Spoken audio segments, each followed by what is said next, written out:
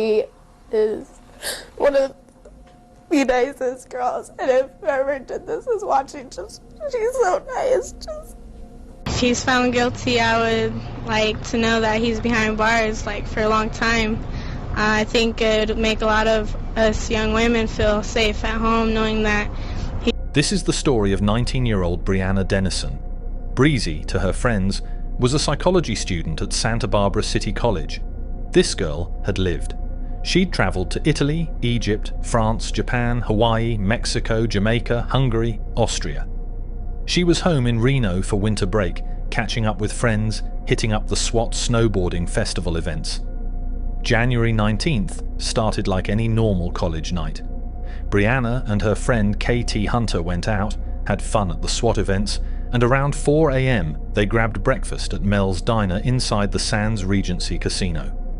4 male friends dropped them off at Hunter's rented house on Mackay Court, just 500 feet from the UNR campus.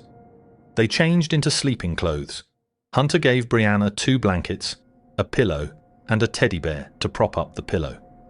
Brianna settled on the leather couch downstairs wearing a white tank top and light-colored sweatpants.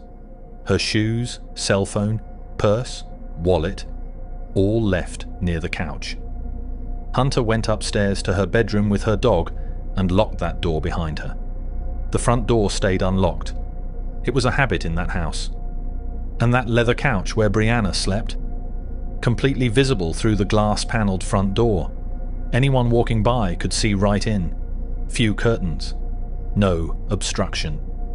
At 4:23 a.m., Brianna sent her last text to her ex-boyfriend. He was in Oregon at the time, so he was quickly ruled out as a suspect.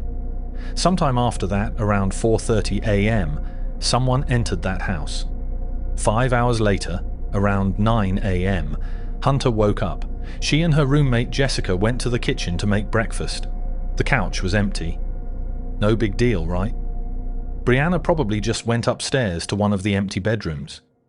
Hunter went upstairs around 9:45 a.m.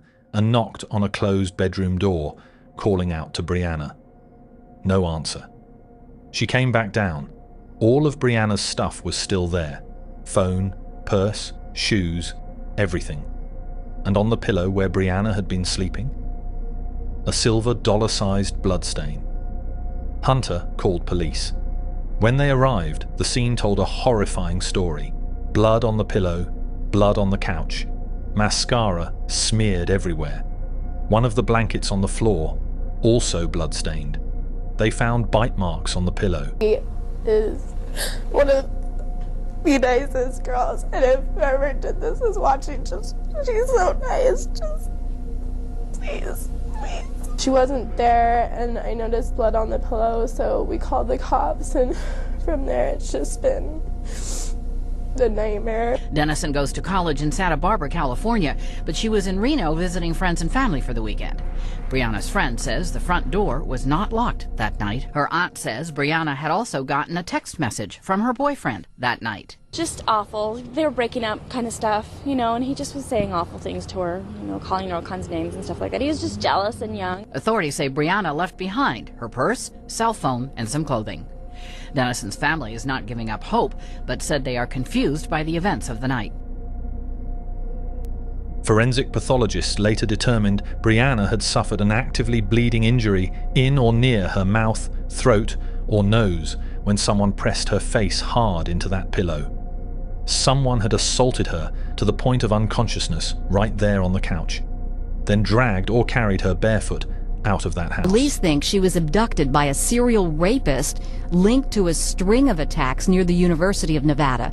The cases are all linked by DNA. Police also found DNA on the rear doorknob. Male DNA. Unknown. Brianna's mother, Bridget, knew immediately this was bad. Her rule-abiding daughter would never just vanish. January 21st, police began sweeping the University of Nevada, Reno area. The FBI joined in. By January 22nd, the National Center for Missing and Exploited Children was assisting. K-9 units tracked scents. Helicopters covered broader areas. Ground crews searched parks, fields, drainage systems. But then investigators ran the DNA from that pillow through their databases and everything changed. That unknown male DNA. It matched DNA from at least 2 other recent sexual assaults near the same campus. Let me tell you about those attacks, because they show exactly what kind of predator they were hunting. October 22, 2007, 10 p.m.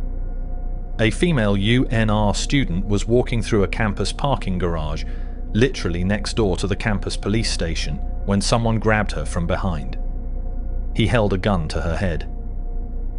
"Don't say anything or the safety comes off," he said. Calm voice. Cold. She knew exactly what he meant by the safety because she'd grown up around guns, was on her high school rifle team. This wasn't a bluff. He raped her at gunpoint right there in that parking garage. When it was over, he took her underwear and left. She was so traumatized that she went home, threw away her clothes, and didn't report it. She couldn't bear the thought of her body being a crime scene. She wanted to forget it ever happened. December 16th, 2007. After 1 a.m., another UNR student, a Taiwanese exchange student, was outside her apartment, just trying to get inside. Someone came up from behind, put his hand over her mouth and nose, lifted this woman into the air and slammed her to the ground so hard her glasses broke. He tried to strangle her first. When that didn't work, he kept his hand over her nose and mouth until she passed out from lack of oxygen. When she came to, he'd pulled the hood of her winter coat down over her eyes. "If you see my face, if you tell the police, I will kill you." He threw her into her own Toyota pickup truck, or maybe his. Witnesses later said they saw a Toyota Tacoma extended cab in the area, drove her to a remote parking lot, forced her to perform oral sex, then raped her. When he was done, he had the audacity to drive her back to her apartment and tell her he might return. Oh, and he kept her underwear as a souvenir. This victim was braver than most. She reported it immediately and gave police a detailed description.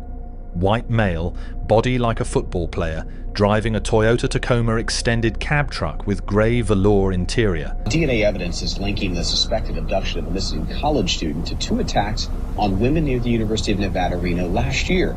19-year-old Brianna Denison disappeared on January 20th from a friend's home. Police say that her case is linked to a sexual assault in December and an attack in November. Now, police have released this sketch of the suspect and a separate attack near the university back in October. Investigators believe that this person could be tied to the other 3 cases. So when Brianna disappeared, police knew. They were hunting a serial rapist who was escalating. Someone local. Someone who stalked petite women. Someone with a sick fetish for keeping victims' thong underwear.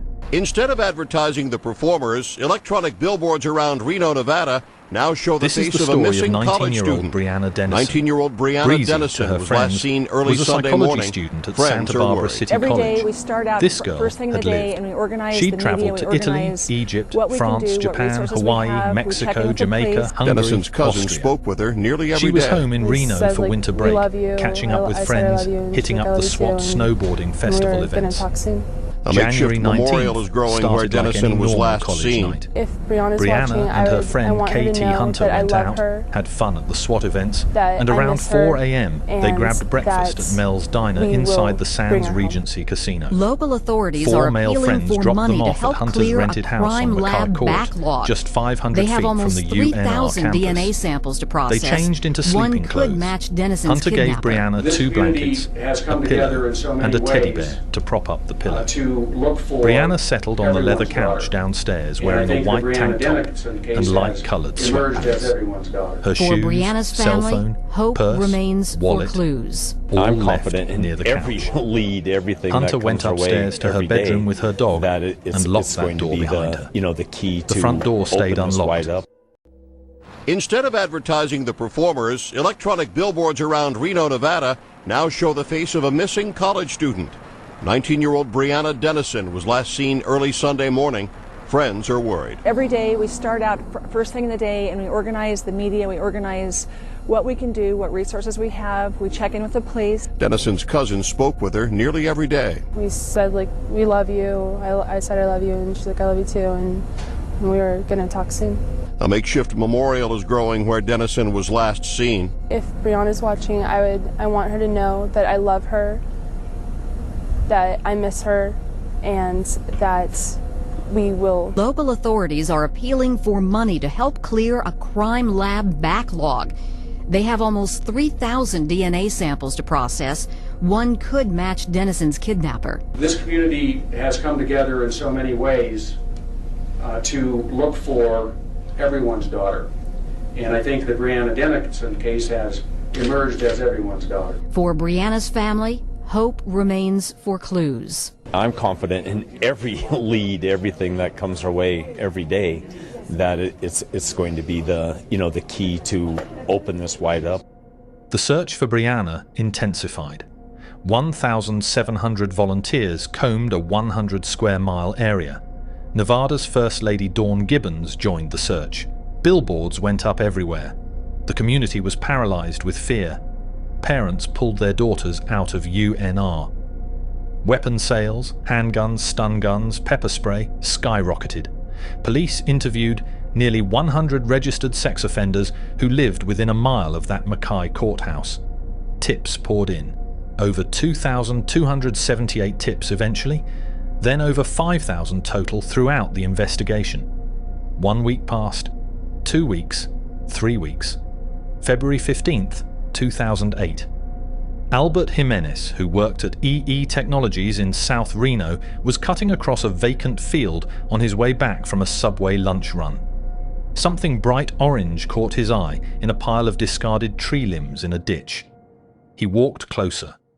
Orange socks, attached to feet. What he thought might be a mannequin was a body. A naked woman, partially covered with snow, wearing only those neon orange socks. Covered by a discarded Christmas tree. Jimenez didn't have a cell phone, so he ran back to work to call police. It was Brianna. The autopsy revealed she'd been sexually assaulted and strangled to death. There is a possibility that it could be missing college student Brianna Denison. This is the field where they found that body, and it was on the edge of the campus of the University of Nevada. That's less than 10 miles from the house where Denison was last seen. But here's the sickest part. Tucked beneath one of her legs were 2 pairs of women's thong underwear intertwined together. Neither belonged to Brianna. One pair belonged to KT Hunter, her friend, whose couch she'd been sleeping on. This pair had been used to strangle Brianna. The ligature marks matched. The other pair? It had DNA from a previous victim on it. DNA from Brianna. DNA from Hunter. And DNA from the killer. This monster was collecting underwear from each victim and leaving it at the next crime scene. A calling card, taunting police. Police released this information publicly and asked anyone who recognized a small black thong to come forward. They were desperate for leads. Late January 2008, they released a composite sketch based on victim descriptions and information about the Toyota Tacoma pickup truck. Just see her face and we see someone we love. It's a small memorial to a young woman some say was like family. I remember her mom saying she became America's daughter, and in reality she did. She's everyone's daughter, she's everyone's sister. And now residents are left coping with the loss. I cried. I sat in my living room, I was home by myself and just cried. And then a weird thing happened. March 2008. Right around when all this information went public, a guy named James Michael Biela suddenly left Reno for a construction job in Washington state.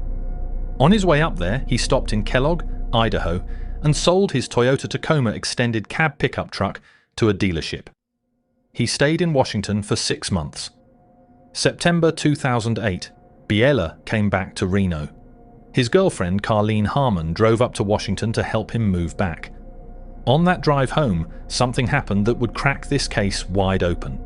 Carlene was riding in Biela's truck when she opened the glove compartment.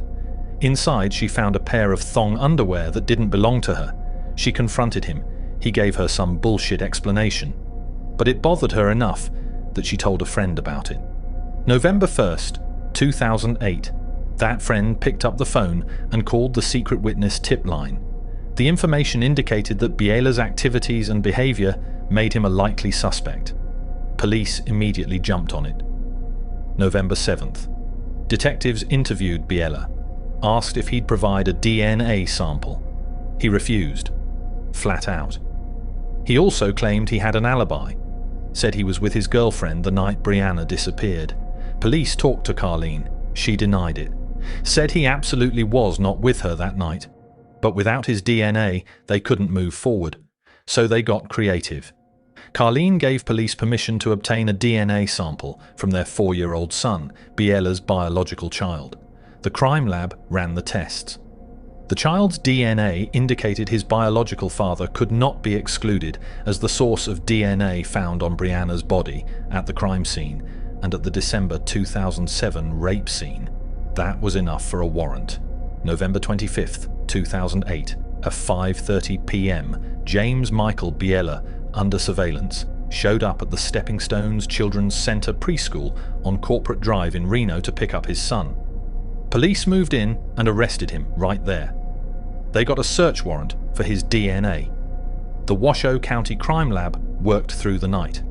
6 a.m., November 26th. The results came back.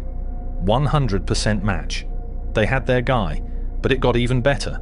Police recovered that Toyota Tacoma he'd sold in Idaho. Inside, grey velour interior fibres that matched fibres found on the December victim's clothing. They also seized computers from Biela's home and found thousands of searches after Brianna's body was discovered. He'd been obsessively following the case online. Search terms: Brianna Denison, abduction, choke, strangle, fetish, thongs. Reno, Nevada police say they have arrested a suspect in the kidnapping and killing of a 19-year-old college student. Police issued a statement overnight announcing a news conference Wednesday morning on the arrest of a suspect in the slaying of Brianna Denison. Investigators said DNA evidence gathered from the scene linked Denison's killer to 3 other sexual assaults on women at or near the campus from October to December 2007. He was getting off on his own crimes and the investigation. So who was James Michael Biela, born June 29th, 1981 in Chicago? Family moved to Reno when he was 9. Former Marine, joined after high school, promoted to Lance Corporal, served at Camp Lejeune in North Carolina. Discharged in 2001 for drug use. Came back to Reno in 2002. Worked as a pipe fitter and construction worker. Trained at the Charles Gracie Jiu-Jitsu Academy, same place Reno cops trained. Got his blue belt. Had a reputation for dry humor, quick temper. Some described him as a bully. He'd worked construction on the UNR campus, which gave him perfect access to scope out victims. Lived in a nice house in Spanish Springs, appraised at over $400,000 with Carlene and their son. To neighbors and co-workers, he was just the funny guy you'd meet at the local tavern. Normal, unobtrusive. But in 2003, he'd been arrested for drunkenly threatening a former girlfriend's neighbor with a knife. Pleaded guilty to a misdemeanor. That former girlfriend also filed a restraining order against him. Red flags that nobody connected. Police arrested Biela on charges of murder, first-degree kidnapping, and sexual assault. Then they added charges for the other attacks. The October parking garage rape, the December kidnapping and assault, another attempted assault in November 2007. Deputy District Attorney Chris Hicks laid it out for the jury. James Biela was a man with a fetish for women's thong underwear who escalated from serial rapist to murderer. The trial opened with devastating testimony from Brianna's mother, Bridget, and her boyfriend. They showed video of Brianna at Mel's Diner with friends just hours before she was abducted. Then the survivors testified. The October victim sobbed on the witness stand as she identified Biela as the man who raped her at gunpoint in that parking garage. She refused to let him avoid her gaze. "Mr. Biela, I wish you would look at me," she said while he stared at the defense table. "Despite the fact that you committed the most unforgivable act, I forgive you for everything you put me through. I pray you find peace with God because He's the only one who can save you."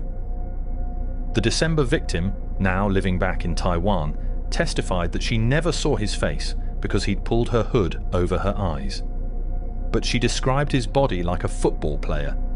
described the truck interior, described the terror.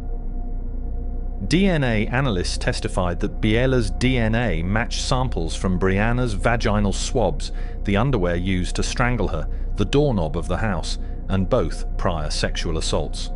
The prosecution's theory, Biela was watching through that glass door, saw Brianna sleeping on the couch, entered the unlocked house around 4:30 a.m., grabbed her. When she woke up and started to fight back, he pressed the pillow against her face to keep her quiet. She bit into the pillow, trying to breathe. That's what caused the bleeding injury near her mouth. He assaulted her right there, then strangled her with KT Hunter's thong underwear that he found in the house. Whether he meant to kill her or it happened in the struggle, we'll never know. But she died that night. He carried her barefoot body to his truck, drove her to that field in South Reno, dumped her among the tree limbs, covered her with a discarded Christmas tree, and left his sick calling card. Those 2 pairs of underwear.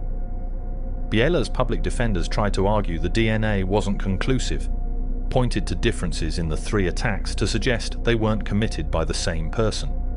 Argued samples were gone when their DNA expert tried to verify the county crime lab's results. The jury wasn't buying it.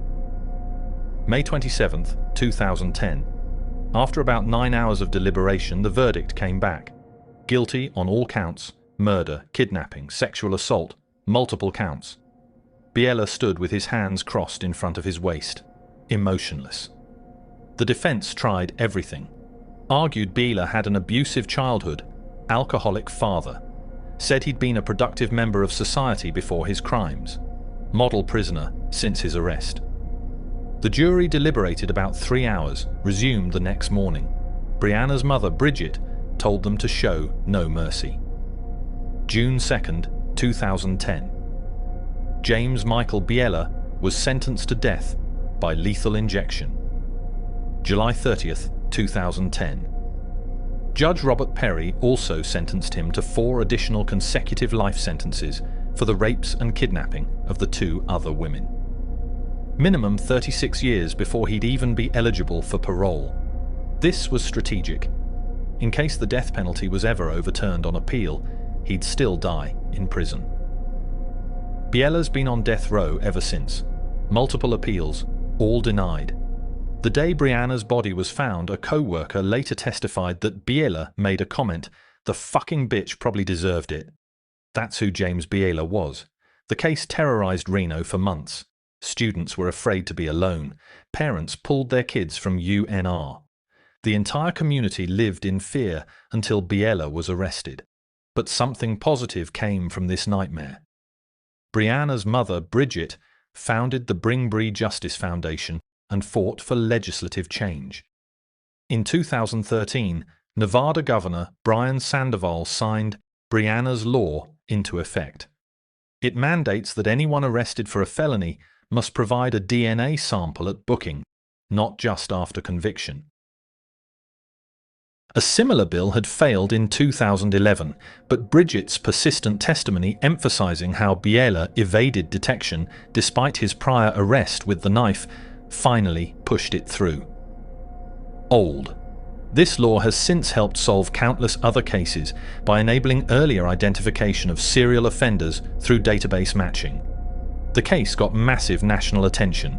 CNN, Fox News, ABC, MSNBC, CBS, Dr. Phil, America's Most Wanted, 2020, Dateline. Featured on ID's Unusual Suspects and E's Young, Beautiful and Vanished. January 9th, 2018. Exactly 10 years after Brianna went missing, her cousin Caitlin Denison vanished. Same age. 19 years. Caitlin told her family she was flying to Midland, Texas with a man she met in Reno. She landed at 1 p.m. The next day, she used Wi-Fi at a Midland Walmart to call her family at 2:30 p.m. "I'm scared for my life," she told them. That was the last time anyone heard from her. Investigators learned she'd been looking for work at Rick's Cabaret and Domino's Pizza in Odessa. She has blonde hair, blue eyes, 5 feet 5 inches, 120 pounds. Alien tattoo on her left finger. Letter M tattooed somewhere else. Caitlin Denison is still missing today. Monsters don't look like monsters. James Biela was the funny guy at the bar, the construction worker, the dad picking his kid up from preschool. He trained at the same martial arts academy as Reno cops. But he was also a predator who stalked the UNR campus, scoping out petite women, collecting their underwear like trophies, escalating from rape to murder. All it took was an unlocked door, a girl visible through a glass window, and pure evil walking by at 4:30 in the morning. Brianna Denison never stood a chance. And James Biela? He'll die on death row, exactly where he belongs.